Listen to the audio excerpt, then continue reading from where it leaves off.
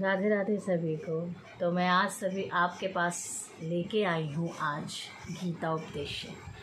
गीता का उपदेश्य आज मैं पढ़ने जा रही हूँ पंचाल, कौरव और मगधेशीय राजाओं के वंश का वर्णन। तो अब ध्यानपूर्वक सुनिएगा और मैं आपको हर बार आपको बताती रहूँ। श्री सुखदेव जी कहते हैं, परीक्षित दिवोदास का पुत्र था। मैत्रेयों के 4 पुत्र हुए, वैचवन, सुदास, सहदेव और सोमक। सोमक के 100 पुत्र थे, उनमें सबसे बड़ा जंतु और सबसे छोटा ऋषभ था। ऋषभ के पुत्र द्रुपद थे। द्रुपद के द्रौपदी नाम की पुत्री और धृष्टद्युम्न आदि पुत्र हुए।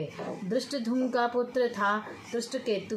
भाम्याशय के वंश में उत्पन्न हुए ये नरपति पंचाल कहलाए।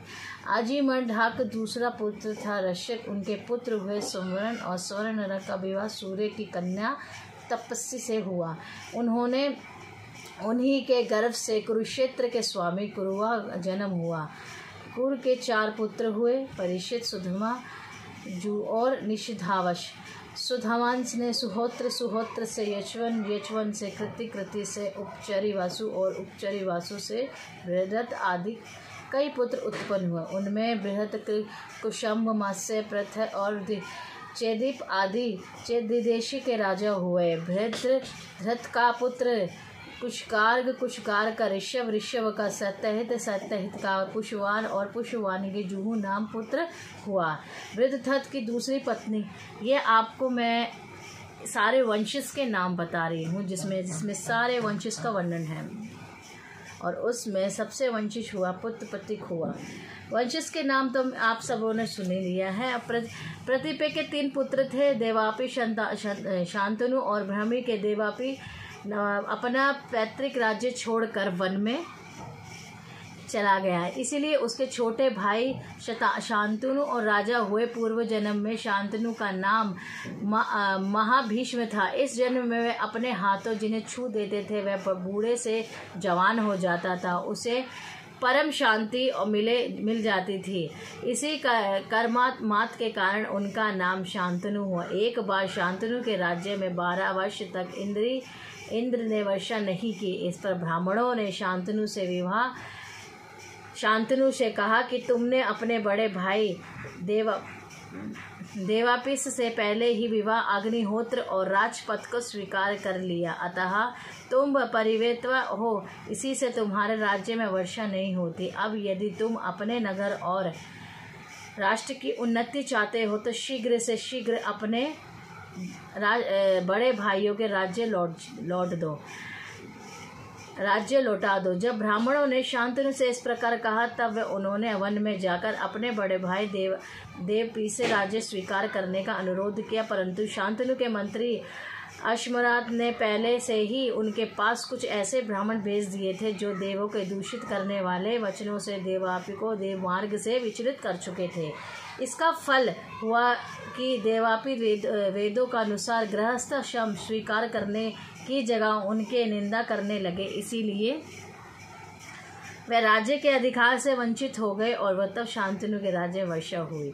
देवापी इस समय भी योग साधना कर रहे हैं और योगियों को के प्रसिद्ध संस्थान कालपार में रहते हैं। जब वे कलयुग में चंद्रवंश का नाश हो जाएगा तब वे सत्ययुग के प्रारंभ में वे फिर उसकी स्थापना करेंगे।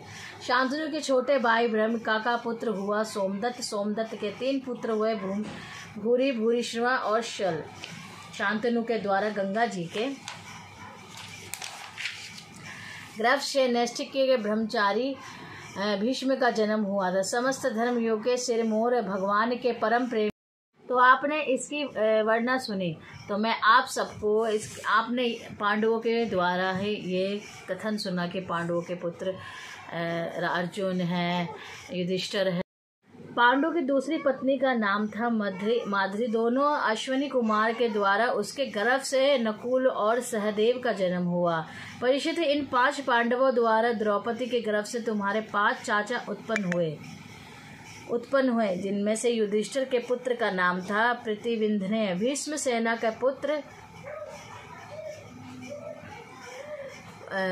पुत्र था श्रुतसेन, अर्जुन का श्रुतकीर्ति, नकुल का शातनिक और सहदेव का श्रुतकर्मा, उनके शिवा युधिष्ठिर के पौरवी नाम पत्नी से देव और भीष्मसेन के दिवान से हिमंडीवान से घटोत्कच और अकाली से स्वर्गत नाम के पुत्र हुए। सहदेव के पर्वत कुमारी विजय से सुहोत्र और नकुल कैरडुमती से निर्मित्र हुए और अर्जुन द्वारा नाग कन्या उल्लूपी के गर्भ से इरावान और मणिपुर नरेश के कन्या से ब्रह्मवाहन का जन्म हुआ।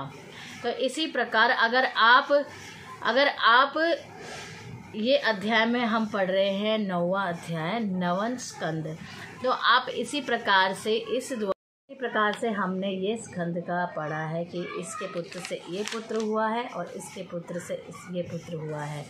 तो कल के अध्याय में हम पढ़ेंगे 9वें स्कंद में अनु, ध्रुव, ध्रुवस और युधिष्ठिर के वंश का वर्णन। तो आप सभी को मैं यही कहना चाहती हूँ अंत में कि आप लोग गीता का पाठ जरूर करिएगा, चाहे आप आधा घंटा 1 घंटा, चाहे आप 2 पेज पढ़िए, 1 पेज पढ़िए, लेकिन पढ़िए ज़रूर। क्योंकि कहा जाता है घर में अगर गीता का पाठ करवाया जाए और रामायण का पाठ करा जाए, कितना भी बड़ा पितृदोष हो वो घर में समाप्त हो जाता है, रोग दुख दरिद्र नष्ट हो जाता है। और कुछ गीता के उपाय मैं आपको बताती रहूँगी, तो आप लोग उस उपाय को करते हुए रहें। आपके सामने मैं हूँ और आपकी प्रॉब्लम मेरी प्रॉब्लम है, जो मैं आपके साथ विस्तार पूर्वक बताती रहूँगी। तो चलिए इजाज़त चाहती हूँ। अब आपको मैं कल मिलती हूँ कल के अध्याय में। राधे राधे सभी को।